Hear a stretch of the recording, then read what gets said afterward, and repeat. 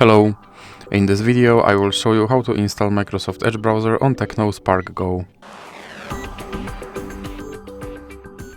So you have to start by opening your Google Play Store, then click on search bar and type in Edge.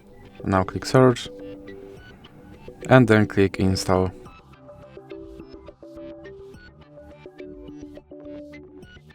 Now you can click open.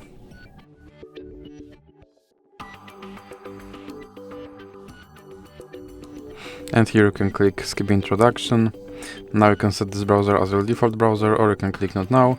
Here you can customize your homepage, or you can click not now. Here you can sign in to sync your data, or you can click not now. And now you have to confirm your data and privacy settings. Here you can try out Copilot, or you can just click start browsing.